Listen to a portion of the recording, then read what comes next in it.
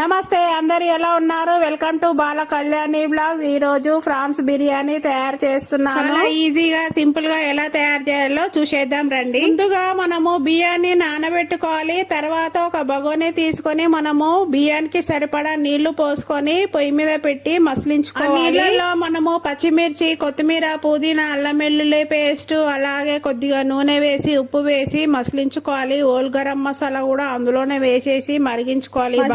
ఇప్పుడు మనము బియ్యం వేసేసి 80% వరకు ఉడికించి పక్కన పెట్టుకోవాలి. మనము మంచిగా శుభ్రం చేసి పెట్టుకోవాలి. ఒక బగోని తీసుకొని అందులో నూనె వేసేసి ఉల్లిగడ్డలు, పచ్చిమిర్చి వేగిన తర్వాత రొయ్యలు వేసేసి బాగా ఉడికించుకోవాలి. అందులో పసుపు, అల్లం వెల్లుల్లి పేస్ట్ వేసి టమాటో సూప్ కొద్దిగా వేసి కొద్దిగా పెరుగు కూడా వేసుకోవాలి. రొయ్యలని బాగా ఉడికిన తర్వాత కారము, గరం మసాలా, ధనియాల పొడి, జీలకర్ర పొడి, ఉప్పు కూడా తగినంత వేసుకోవాలి. దానికి సరిపడినంత తర్వాత కొత్తిమీర, పుదీనా వేసేసి కొద్దిసేపు రొయ్యలు కూడా మనకి 80% ఉడికించుకుంటే సరిపోతుంది. ఉడికించుకున్న అన్నాన్ని కూడా దానిపైన వేసేసి దమ్ వేసుకోవాలి. మనము కర్రీ వేసుకోవచ్చు, మంచూరియా, అలాగే బిర్యానీ కూడా చాలా టేస్టీగా ఉంటుంది. ఏ రెసిపీ వేసుకున్నా గానీ బిర్యానీ పైన ఇలాగా కలర్ వేసుకోవచ్చు. ఇష్టం ఉంటే వేసుకోవచ్చు, లేకపోతే లేదు. బయట నుండి తెచ్చుకునేటివి సరిగా క్లీన్ చేసి వండుతారా లేదో తెలియదు. మనం ఈజీగా ఇంట్లో ఇలాగా రొయ్యలని 80% ఉడికించుకున్నాం కాబట్టి 10 నిమిషాలు దమ్ వేసే సరిపోతుంది. చూడండి, బిర్యానీ అయితే రెడీ అయిపోయింది. పొడి పొడిగా